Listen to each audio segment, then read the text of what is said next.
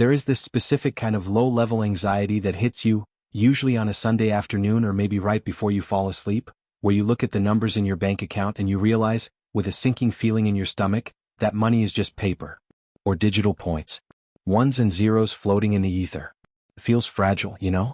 You work 40, 50 hours a week, you grind, you stress, you deal with emails you do not want to answer, and for what? So you can see a number on a screen go up, knowing full well that inflation is like a slow-moving thief in the night, just stealing tiny bits of that purchasing power while you sleep? It makes you want to grab something solid. Something you can hold in your hand and say, this is mine. They cannot print this away. And that is usually where the mind splits. You start looking at the big yellow brick in the vault, gold. Or you start driving through nice neighborhoods, looking at the roofs and the fences and the manicured lawns, real estate. It is the oldest debate in the book, honestly. It feels like choosing between a superhero and a fortress. Do you want the shiny metal that survives the apocalypse, or do you want the castle that generates a kingdom? It is paralyzing. You stand there, holding your hard-earned savings, terrified of making the wrong move because you know that this one decision, this one allocation of capital, could be the difference between sipping margaritas on a beach in 30 years or still stressing about rent in your 70s. Feels heavy. My name is Jack, and I spend way too much time thinking about money, financial psychology, and why some people seem to effortlessly build wealth while others stay stuck in the same financial patterns for decades. I have been down this rabbit hole, I have looked at the spreadsheets, I have read the history books, and I have talked to the guys who own the skyscrapers and the guys who bury coins in their backyard. And I am going to tell you right now, the answer is not what you think it is. It is not a simple A is better than B. It is not a bumper sticker. What we are going to do today is we are going to tear apart both of these icons. We are going to look at the ugly underbelly of real estate, you know, the toilets that overflow at 3 a.m., and we are going to look at the terrifying reality of gold, how it just sits there doing absolutely nothing. Because by the end of this, I want to shift how you see building wealth entirely. I want to show you that the winner is not about the asset itself, but about how that asset interacts with your life, your psychology, and the specific era of history we are living in right now. It is going to change the way you look at your paycheck, I promise. So, grab a coffee, get comfortable, and let us dive into the mess. Let us start with the gut feeling. Because before we get to the math and the ROI and the compound interest calculators, which are important, do not get me wrong, we have to admit that humans are emotional creatures. We are not robots. We crave safety. And both gold and real estate offer this in spades, but in very different flavors. Think about the last time you held a gold coin or even a heavy piece of jewelry. There is a weight to it that is unmistakable. It is dense. It is cold to the touch, but it warms up quickly in your hand. It feels permanent. It feels like holding a piece of a star that fell to earth thousands of years ago. It is beautiful. It is the money of pharaohs and emperors. When you hold gold, you are tapping into a thousands-year-old lizard brain that says, yes, this is value. This cannot be debased by a king printing paper. It is the ultimate screw you to the system. If the banks collapse, if the internet goes down, if the world turns into Mad Max, gold is the thing you trade for canned beans and water. That is a powerful psychological safety net. Now compare that to real estate. Real estate is a different beast. It is not just a thing you hold, it is a space you occupy. You can feel the walls, you can stand on the floor, you can look out the window and claim ownership of the view. Real estate appeals to our territorial nature. We are little cavemen and cavewomen running around in suits, and we all want our own cave. We want a place where nobody can tell us what to do, where we can paint the walls neon green if we want to, even if we never actually do it. And there is a social aspect to it too. You cannot really invite your friends over to look at your gold coins. It is weird. It makes you look like a dragon sitting on a pile of treasure. But you can invite people to a house. You can have a barbecue in the backyard. You can say, hey, look at this patio I put in. It signals status. It signals stability. Why does this matter? Because the biggest killer of wealth is not bad math, it is panic. When the markets get scary, when things get volatile, the person who understands why they own their asset is the one who holds on. If you buy real estate but you hate dealing with people, you are going to sell the second a tenant gives you a headache. If you buy gold but you secretly love the thrill of seeing a business grow, you are going to get bored watching the price line go sideways for 10 years. So, the first lesson here is not about which chart goes up faster. It is about looking in the mirror and asking, what makes me feel safe? Because the asset that lets you sleep at night is the asset that wins for you. If you are the type of person who trusts governments and central banks, maybe you do not need as much gold. If you are the type of person who loves fixing things and managing projects, real estate is in your blood. You have to pick the horse you actually want to ride. Okay, let us put the feelings aside for a second and talk dirty. Let us talk about the mechanics of getting rich. And honestly, this is where real estate pulls out a flamethrower while gold is still sharpening its knife. This is the one thing that most people miss, and it drives me crazy because it is so simple but so powerful. It is called leverage. I remember the first time I really understood this, it felt like finding a cheat code in a video game. Here is the deal. If you want to buy $10,000 worth of gold, you need, well, $10,000. Right? You cannot go to the gold dealer and say, hey, I have got $1,000, lend me $9,000 so I can buy this bar. They will laugh you out of the building. Gold is bought with cash. It is a one-to-one play. If the price of gold goes up by 10%, you make 10%. Simple. Clean. Boring. But real estate? Real estate is the playground of the bank. You can buy a $100,000 house with $20,000 down. That is leverage. You are controlling an asset worth 5 times your actual cash investment. Now, why is this a big deal? Let us do some quick back-of-the-napkin math. Do not worry, I am bad at math too, so this will be simple. You buy a property for $100,000. You put down $20,000. Let us say the market is normal, boring, slow, and that property appreciates by 3% in a year. 3% on $100,000 is $3,000. Now, if you had put that $20,000 into gold and gold went up by 3%, you would have made $600. Right? But in the house you made $3,000. You made $3,000 on a $20,000 investment. Do you know what percentage return that is? It is 15%. You just made 15% while the market only grew by 3%. That is the magic of the bank's money working for you. You are using other people's money, OPM, to build your own wealth. And the best part? The tenants living in that house are paying down the mortgage for you. Every month they write a check, a chunk of that goes to the bank, and the principal on your loan goes down. Your equity goes up. You did not lift a finger. Gold cannot do that. Gold is a lazy asset. I mean, it is beautifully lazy, but it is lazy. It sits in a safe. It does not pay the mortgage. It does not grow roots. Just waits. For real estate, the compounding effect is not just interest, it is the principal paydown plus the appreciation plus the tax breaks. It is a three-headed monster of wealth creation. And honestly, until you have seen a spreadsheet where a $20,000 check turns into a 6-figure equity position over 10 years, it is hard to believe. It feels illegal. Feels like there is a catch. But, and I have to be honest here because I do not want to sell you a dream that turns into a nightmare, there is a catch. There is always a catch. And if the previous section was the commercial for real estate, this section is the fine print that reads in size 2 font. This will cause you stress. I have a friend, let us call him Dave. Dave bought a duplex. He was so excited. He talked about cash flow and equity in early retirement. He bought the property and for 3 months it was great. Then the phone call. It was a Sunday morning, of course. It is always a Sunday morning or 2 a.m. on a Tuesday.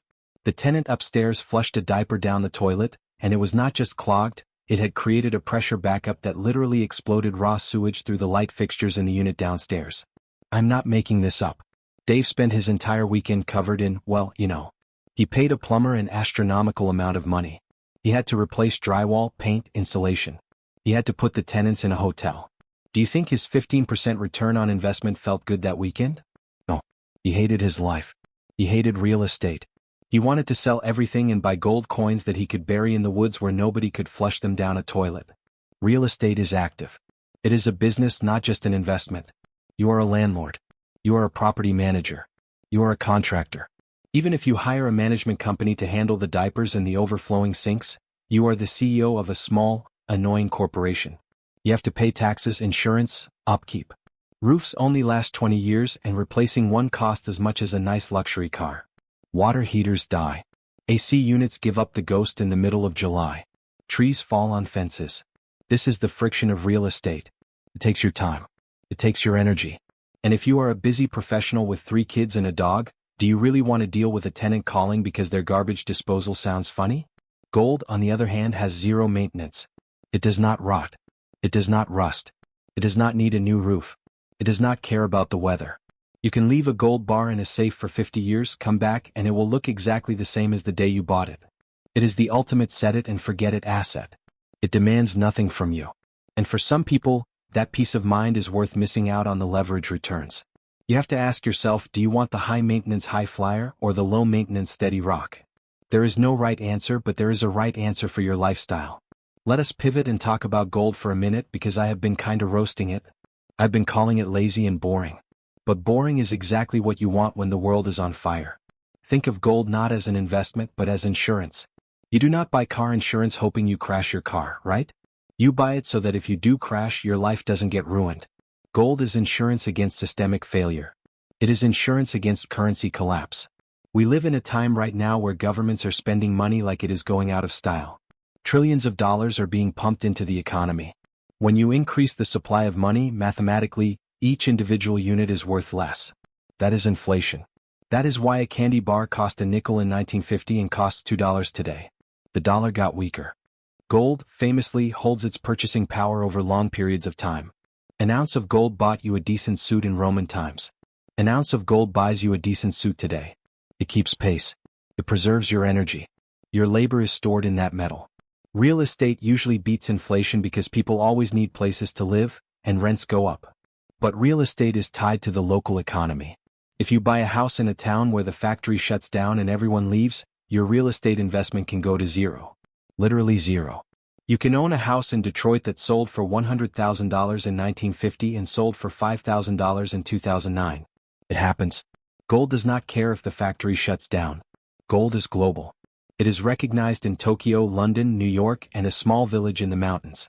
I remember reading stories about people in Venezuela or Zimbabwe who saw their life savings turn into dust because of hyperinflation.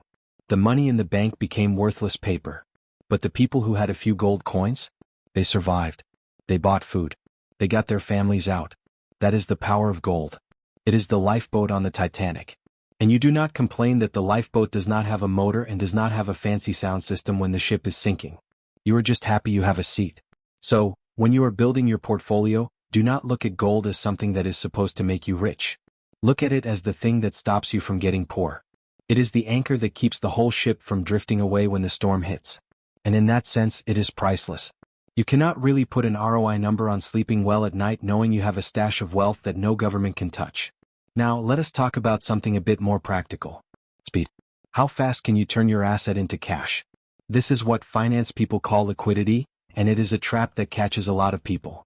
If you own gold, specifically something like gold bullion or coins from a recognized mint, selling it is incredibly easy. You walk into a coin shop or you hop online and boom, it is sold. You have cash in your bank account in minutes. Maybe a day if you are being slow. It is like water. It flows. Real estate? Real estate is like molasses in January. It is thick. It is slow. You cannot sell a house in an afternoon. You have to find a realtor, take photos, list it, wait for buyers, do inspections, negotiate, sign stacks of paper that are thicker than a dictionary, and then wait for the bank to process the loan. This takes months. 3 months, 6 months, sometimes a year in a bad market. And here is the scary part. You do not always get to choose when you sell. Life happens. You lose your job. You get divorced. You have a medical emergency. You need cash now. If all your money is tied up in a rental property, you are in trouble. You cannot just slice off a piece of the roof and sell it to the grocery store to pay for milk. You are what we call house poor or asset rich and cash poor. I've seen people get absolutely crushed by this. They own $2 million worth of property, but they cannot afford to fix their car because every penny of equity is locked behind the walls of those houses. They are forced to sell at the worst possible time, maybe the market is down, or they have a buyer who knows they are desperate and lowballs them. They end up losing tens of thousands of dollars just because they could not wait 3 months. Gold solves this. Gold is your emergency fund. It is the quick access cash that sits there waiting for a rainy day. Real estate is for the long haul. It is for the 20 years from now version of you. You need both. You need the slow compounding growth of the house, but you absolutely need the fast, accessible liquidity of gold or cash equivalents to handle the bumps in the road. If you put all your money in bricks, you are trapping yourself. If you put all your money in metal, you are missing out on the growth engine of leverage. You need a mix. Alright, this is the part of the video where usually people tune out because taxes are boring. But if you close your eyes now, you are leaving money on the table. Actually, you are handing it to the government. And while I am sure the government has nice plans for your money, I assume you had rather keep it. Real estate has this incredible superpower called depreciation. It sounds complicated, but it is actually a loophole that lets you pretend your house is losing value, even if it is gaining value, to lower your taxes on paper. It is beautiful. On top of that, if you sell a property and buy another one of equal or greater value, you can do what is called a 1031 exchange, and you defer paying taxes on the profit entirely. You can keep rolling that money over and over, building a massive empire, without paying a dime in capital gains taxes until you eventually cash out. Gold? No such luck. Gold is treated as a collectible in the tax code in the US, and many other places have similar rules. The tax rates on gold collectibles can be significantly higher than the long-term capital gains rates for stocks or real estate. You buy a gold bar, it doubles in price, you sell it, the government wants a bigger slice of that pie than they would if it were a stock. This is a drag on your returns. It is like running a race with a backpack full of rocks. Every time you make a move, the IRS is there taking a percentage. Real estate, if you play the game right, lets you run faster because the government actually subsidizes you. They want you to provide housing. That is why they give you these breaks. They do not really care if you hoard gold bars. In fact, they probably prefer you don't. So, from a purely mathematical, tax efficiency standpoint, real estate wins by a landslide. It is the tax shelter for the middle class. It allows you to build wealth pre-tax effectively. But again, you have to earn it. You have to do the work. You have to understand the rules. You cannot just buy a house and expect a tax refund to magically appear without knowing what you are doing. We have covered a lot of ground. We have talked about the psychology, the leverage, the toilets, the insurance, the liquidity, and the taxes. So, who wins? If this were a boxing match, we would be in the 12th round and both fighters are bleeding. Real estate has the power punches, leverage, but gold has the chin, durability. I want to share a quick story about a guy named Ray. Ray was a gold bug. He swore by it. He sold everything in 2008 because he was sure the world was ending. He put every cent into gold. Then, for the next 10 years, the stock market and real estate market went on one of the biggest bull runs in history. People who bought homes in 2010 made 3 or 4 times their money. Ray's gold went up, sure, but he missed out on the generational wealth creation happening in the real economy. He was safe, but he was poor relative to his peers. He was right about the risks but wrong about the opportunity. Then there is Sarah. Sarah bought 4 rental properties in 2006, right at the peak. She used tons of leverage. When 2008 hit, the market crashed. Her home values dropped by 40%. Her tenants lost their jobs and stopped paying rent. The banks were calling. She lost everything. She declared bankruptcy. She lost the houses, she lost her savings, she lost her dignity. Both Ray and Sarah made the same mistake. They put all their eggs in one basket. They picked a side and they said this is the only way. The truth, the honest-to-goodness secret that the wealthy people know, is that the winner is not gold or real estate. The winner is balance. The winner is having a system where these two assets work together like a marriage. Sometimes gold is the strong one, carrying the load when the economy is crashing. Sometimes real estate is the strong one, sprinting ahead when the economy is booming. Imagine a portfolio where you have a solid foundation of rental properties that pay you every month. That is your cash flow, that is your growth engine, that is your tax shelter. But then, you take 5% or 10% of your equity, just a sliver, and you put it into physical gold. That is your hedge. If the real estate market tanks, you have got this chunk of gold that just spiked in value to balance it out. If inflation goes crazy, your real estate rents go up and your gold goes up. You are covered from every angle. So how do you apply this? What do you do tomorrow morning? I do not want you to just walk away thinking how interesting video. I want you to move the needle. If you are young, starting out, and you have a high tolerance for risk and work, lean into real estate. Use the bank's money. It is the best way to turn a small amount of savings into a large amount of wealth. Buy a property, live in it for a year to get the lower interest rates, then move out and rent it. Do that 4 or 5 times. That is a roadmap to being a millionaire. It is hard work, but it works. If you are older, if you are nearing retirement, or if you are just exhausted by the rat race and you do not want to fix toilets anymore, start shifting the dial towards gold. You do not need the leverage as much because you have hopefully already built some wealth. What you need now is preservation. You need to make sure that the money you have is still there when you are 80. If you are in the middle, do both. But here is the rule. Never let one jeopardize the other. Do not sell your rental property to buy gold coins because you watched a scary YouTube video about inflation. And do not borrow against your gold to buy a fixer-upper that needs a new roof. Let them sit in different buckets. Real estate is the engine. Gold is the brakes. You need both to drive the car safely. You cannot drive without the engine, but you cannot drive without brakes either. We have covered a lot of ground today, from the visceral feeling of holding a gold bar to the messy reality of a clogged toilet in a rental unit. We have talked about leverage, taxes, liquidity, and the history of money. And if I had to sum it all up in one final thought, it would be this. Stop looking for the perfect investment. It does not exist. Gold is volatile and pays no interest. Real estate is a headache and is illiquid. They both have flaws. But life is about managing those flaws. It is about building a structure that can support your life even when things go wrong. The people who win are not the ones who predict the future perfectly. They are the ones who are prepared for any future. Whether the world booms or whether the world burns, a portfolio that holds both the productive power of real estate and the timeless safety of gold is going to be just fine. So, do not get paralyzed by the choice. Do not let the fear of making a mistake stop you from doing something. Pick a lane, make a move. Buy a house, buy a coin, just start. Because the biggest risk of all is not buying the wrong asset.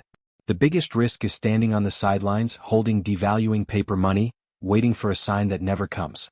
Go out there, build something real, protect something solid. Your future self, the one sitting on that beach or looking at that paid-off mortgage, will thank you for it. Thanks for watching, and seriously, take a hard look at your finances this week. You have got this.